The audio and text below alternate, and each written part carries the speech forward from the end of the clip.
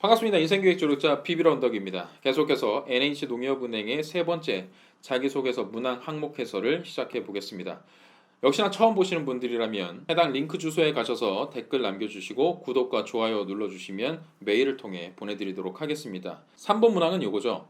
별도의 대가를 바라지 않고 타인을 위해서 행동했던 경험을 기술해달라. 이를 통해 농협은행의 일원으로서 어떠한 역할을 할 것인지, 나아가 농협은행이 사회적 책임을 다하기 위해서 어떻게 해야 하는지 본인의 의견을 자유롭게 기술해 달라고 요구하고 있습니다. 사실 이 부분은 이제 기업의 사회적 역할이라는 것이 중요해지면서 나온 질문 문항이 아닐까라는 생각을 해봅니다. 이 문항에서는 측은지심의 마음으로 다른 사람에게 도움을 주었던 경험이 결국 멀리서 보았을 때는 나 자신을 위한 것이기도 했다. 그런 깨달음을 얻었다. 라는 식으로 기술하시면 베스트라고 생각해요. 결론적으로 얘기해서. 그러니까 대가를 바라지 않고 했던 행위가 나를 성장시켜 주었고 그로부터 인사이트를 얻어서 스스로에게 도움이 되었던 경험이다. 이런 부분을 어필하는 거죠.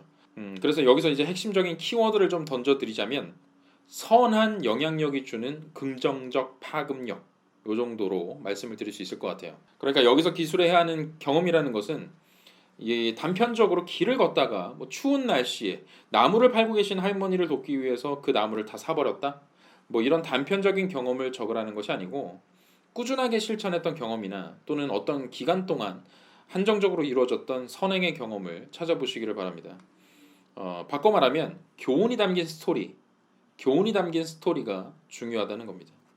예를 들어서 저 같은 경우라면 이런 경험이 있어요. 장교로 군에 복무를 했을 때 가정 형편이 어려웠던 병사와 함께 해군이어서 함정 생활을 같이 했었던 적이 있었는데요. 이 친구가 부모님도 안 계시고 가정 형편이 너무 어려운 나머지 도피성으로 군에 입대한 케이스라는 것을 알게 되었습니다. 그런데 더 문제는 홀로 계신 할머니를 돌보지 못하고 있는 자신의 처지를 굉장히 비관하고 있었더라는 거죠. 그래서 저는 그때부터 부사관, 즉 직업군인으로 전향하라고 설득했습니다. 그렇게 되면 할머님도 모실 수 있고 충분히 돈을 벌면서 경제생활도 해나갈 수 있다. 이렇게 설득을 했던 것이죠. 그래서 그때부터 이 친구가 부사관 준비를 할 수 있도록 무사히 시험을 치를 수 있도록 공부도 도와줬고 공부할 수 있는 환경도 내어줬습니다. 함장님과 설득을 해서 방 한 칸, 격실 한 칸을 내주고 그 친구가 야간에 공부할 수 있도록 배려를 해준 것이죠. 그러던 그 친구가 결국 이제 부사관이 됐고 훗날 하사에서 중사로 진급하던 날 저한테 이제 전화해서 살려주셔서 감사합니다. 이렇게 얘기를 했던 겁니다. 그래서 그때 그 감격이라는 것은 아직도 굉장히 생생하게 남아 있습니다. 자, 그런데 정말 신기한 게 그 이후 이제 시간이 좀 지났잖아요. 이 친구가 오래전에 제가 그 친구에게 했듯이 자신과 비슷한 처지에 있었던 다른 병사들한테 똑같은 행동을 하고 있었어요. 가정 형편이 어려운 친구들에게 부사관으로 전향을 한번 해보자라고 설득을 하고 있었던 겁니다.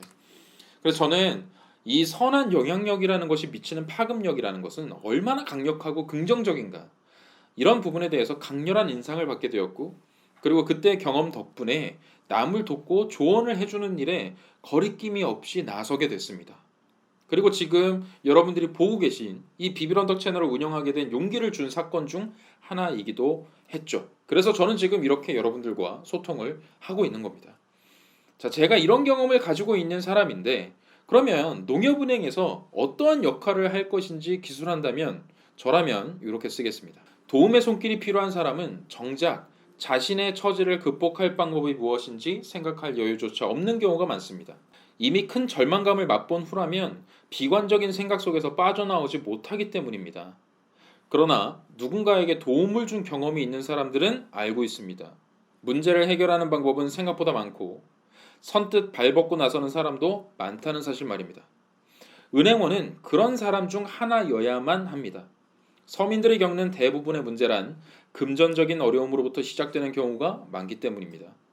제도를 몰라서 선뜻 용기가 안 나서 전전긍긍하는 고객들을 위해 능동적으로 나서 지원 정책을 알리고 적극적으로 컨설팅해야만 합니다. 이 일을 통해 선한 영향력을 전달하는 것, 농협은행원으로서 반드시 해야 할 역할이라고 생각합니다. 이러한 선행의 결과가 모여 고객들에겐 희망을 만들어주고 저 스스로에겐 일에 대한 자부심을 드높이는 결과로 돌아올 것임을 잘 알기 때문입니다.